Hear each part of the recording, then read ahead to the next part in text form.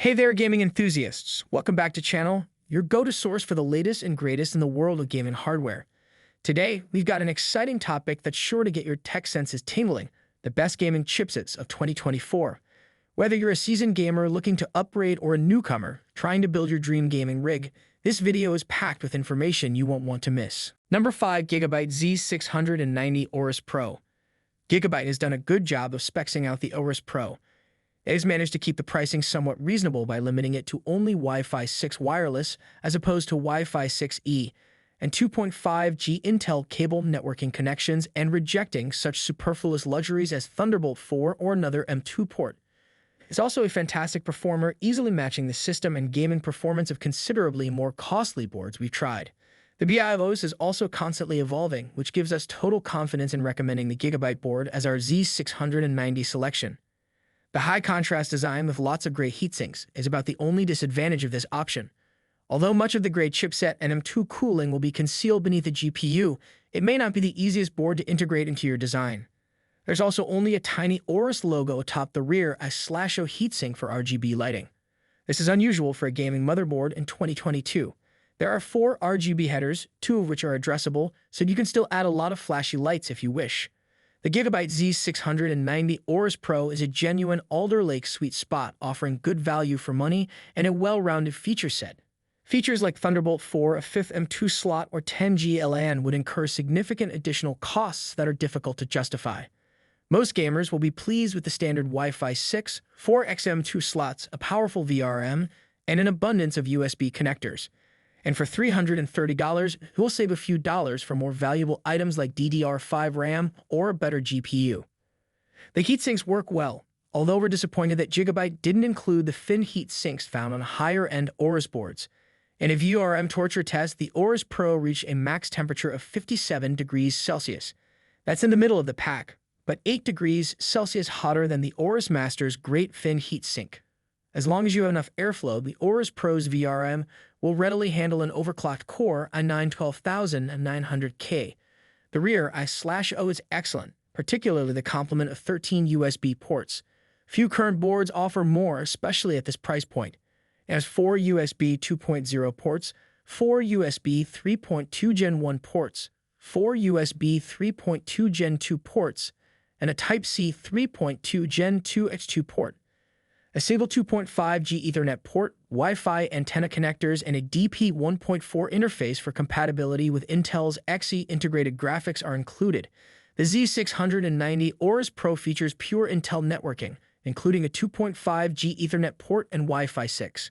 We're fine with that at this price because 5G LAN and Wi-Fi 6E are among the features claimed to explain the exorbitant pricing of Z690 boards. For the most part, Z690 boards appear to perform within a margin of error of each other, with few outliers. The Aorus Pro performed admirably in multi-threaded gaming and storage testing. Intel's long-term 241 WPL2 limit appears to be causing a convergence of findings. Previously, some manufacturers experimented with Intel's power settings and tau, but that doesn't appear to be the case now that the limit has been raised. Number 4 GB X670 Aorus Elite AX. If you're looking for a good quality X670E motherboard, you've probably been put off by the pricing of several of them. High-end motherboards are more likely to be X670E variants.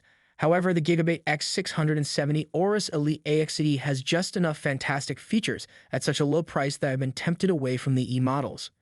The high-quality signaling necessary for both PCI 5.0 extension and M2 slots contributes to the high price of X670E boards.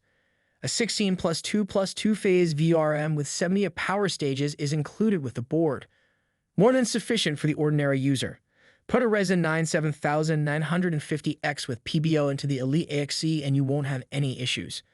Long before the VRM is taxed, your cooling will reach the 7950X operating temperature of 95 degrees Celsius. Most users will be satisfied with the cooling, storage, and VRM. Is the I/O then lacking? Hardly. The AMD RZ616 Wi-Fi 6E and Realtek 2.5G LAN are included in the Aorus Elite AXE. At this pricing, you'd expect to miss out on USB 4, but the rest of the USB count is excellent. The 3.2 Gen 2 X2 Type-C port, 2 Gen 2 ports, 6 Gen 1 ports, and 4 2.0 ports are included. That's 13 USB ports on the back. There's an HDMI 2.1 port for compatibility with the Ryzen 7000's new integrated graphics, as well as a BIOS flashback button. The audio is unremarkable, with an aging Realtek ALC 897 codec handling things. AS/PDIF output would also be good, but aside from that, there isn't much to complain about in far of connectivity. As a result, the cooling, storage, and VRM are more than adequate for the majority of users. Is the guy/O then lacking? Hardly. The AMD RTX 616 Wi-Fi 6E and Realtek 2.5G LAN are included in the Aorus Elite AXE. At this pricing, you expect to miss out on USB 4, but the rest of the USB count is excellent. The 3.2 Gen 2 X2 Type-C port, 2 Gen 2 ports, 6 Gen 1 ports, and 4 2.0 ports are included. That's 13 USB ports on the back. There's an HDMI 2.1 port for compatibility with the Ryzen 7000's new integrated graphics, as well as a BIOS flashback button. Number 3. ASRock Z690 Taichi. The ASRock Z690 Taichi appears to be a high-end product. Its distinct aesthetic will appeal to a wide range of people. Its primary features are dual Thunderbolt 4 connectors, a good audio solution, and powerful early memory support. At $590, it's a costly motherboard, but not unheard of for this platform. The Asus Maximus Hero and Aorus Master cost almost the same. The Taichi's good looks, respectable performance, and extensive feature set make it a credible contender in its price category. To be honest, we would have preferred more M2 slots, though 3 should do for most. Aside from that, there's a lot to enjoy here. Aside from the cost, of course. The board's M2 complement is possibly its major feature flaw. There are only 3 slots, one of which supports just PCI 3.0 X2. It may not be an issue for the average gamer who has a couple of M2 disks and a SATA drive or 2, but the Taichi falls short of some other boards in this price bracket, which support up to 5 M2 drives.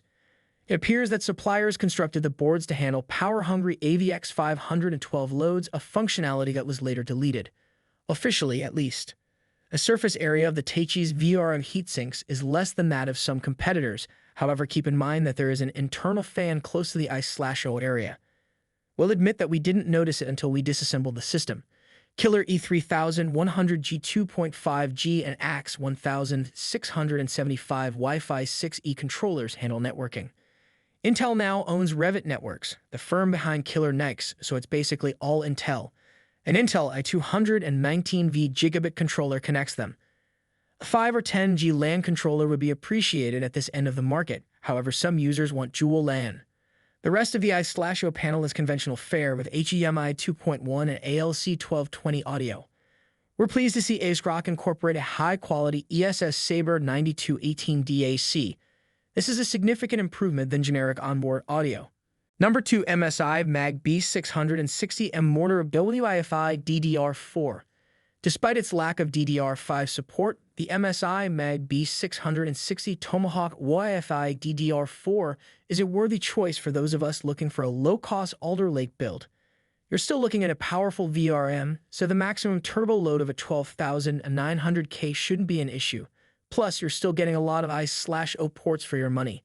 Since the release of the last generation B560 motherboards, this development has made a true step further and is absolutely worth considering if you're trying to save money on your 12th gen setup. Because the design is black and lacks RGB, it will simply integrate into most systems.